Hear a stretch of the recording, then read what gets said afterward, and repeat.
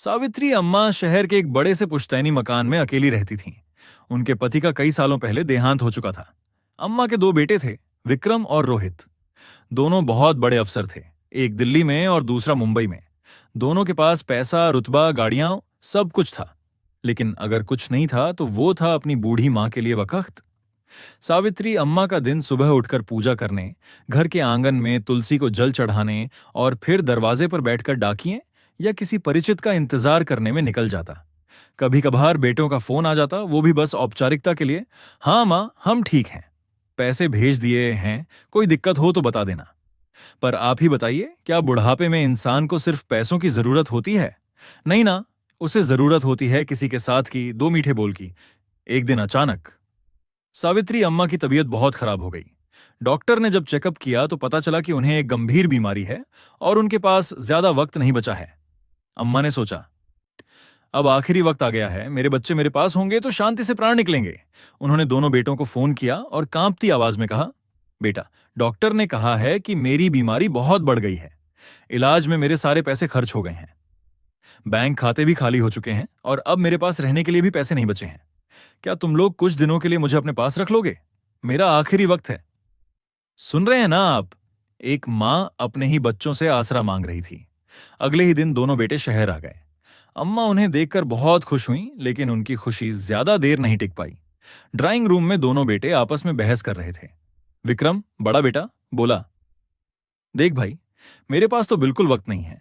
मेरी पत्नी भी जॉब करती है, मां की देखभाल कौन करेगा? और मां कह रही हैं कि इनके पास अब फूटी कौड़ी नहीं बची है।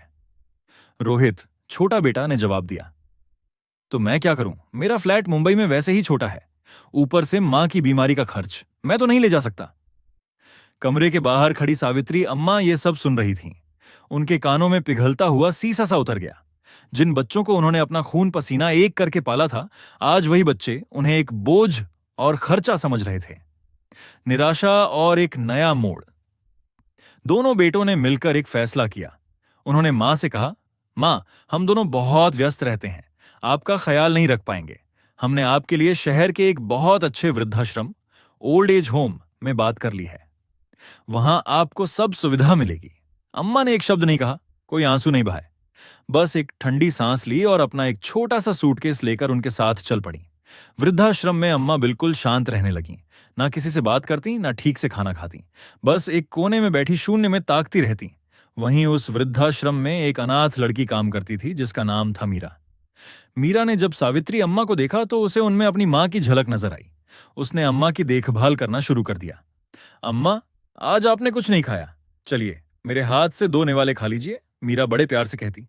शुरू में अम्मा कुछ नहीं बोलती थीं, लेकिन मीरा का प्यार इतना सच्चा था कि अम्मा का पत्थर हो चुका दिल धीरे धीरे पिघलने लगा।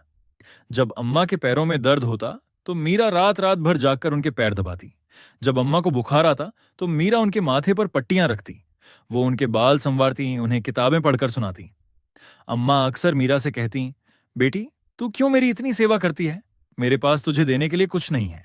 मीरा मुस्कुरा कर कहती, अम्मा, प्यार पैसों से नहीं तौला जाता। मुझे आप में मेरी मां नजर आती हैं और एक बेटी अपनी मां की सेवा किसी लालच में नहीं करती। आखिरी वक्त और एक बड़ा सच, समय बीतता गया। करीब 8 महीने बाद सावित्री अम्मा की तबीयत बहुत ज्यादा बिगड़ गई।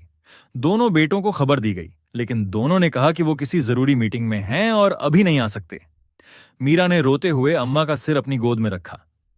अम्मा ने अपनी कांपती उंगलियों से मीरा के आंसू पोंछे, मुस्कुराईं और हमेशा के लिए अपनी आंखें मूंद लीं। अम्मा के अंतिम संस्कार के लिए दोनों बेटे आए। उन्होंने जल्दबाजी में सब कुछ निपटाया। वो बस इस बात का इंतजार कर रहे थे कि वो पुश्तैनी मकान बेचें और पैसे आपस में बांट लें। लेकिन अगले दिन अम्मा के वकील वृद्धाश्रम पहुंचे। उन्होंने विक्रम और रोहित को भी वहीं बुला लिया। वकील साहब ने एक वसीयत निकाली और पढ़ना शुरू किया। मैं, सावित्री देवी, पूरे होशो हवास में यह वसीयत लिख रही हूं। मेरे दोनों बेटों ने मुझे तब अनाथ कर दिया जब मुझे उनकी सबसे ज्यादा जरूरत थी। मैंने उनसे झूठ कहा था कि मेरे पास पैसे नहीं हैं और मेरी बीमारी ने मुझे कंगाल कर दिया है। मैं बस ये देखना चाहती थी कि क्या मेरे बच्चे बिना पैसों के लालच के मुझे प्यार करते हैं या नहीं। ये सुनकर दोनों बेटों के चेहरे का रंग उड़ गया। वकील साहब ने आगे पढ़ा, मेरे पास करोड़ों की संपत्ति और वो पुश्तैनी मकान सब ज्यों का त्यों है, और मैं अपनी वो पूरी संपत्ति, अपने सारे बैंक अकाउंट और अपना घर मेरी सेवा करने वाली मेरी असली बेटी मीरा के नाम करती हूं। मेरे बेटों का मेरी किसी भी संपत्ति पर कोई अधिकार नहीं होगा। सन्नाटा छा गया। विक्रम और रोहित के पैरों तले जमीन खिसक गई थी। जिस मां को उन्होंने गरीब और बीमार समझकर छोड़ दिया था, वो असल में करोड़ों की मालकिन थी। मीरा रो रही थी, इसलिए नहीं कि उसे करोड़ों की दौलत मिल गई थी, बल्कि इसलिए कि उसने हमेशा के लिए अपनी मां को खो दिया था।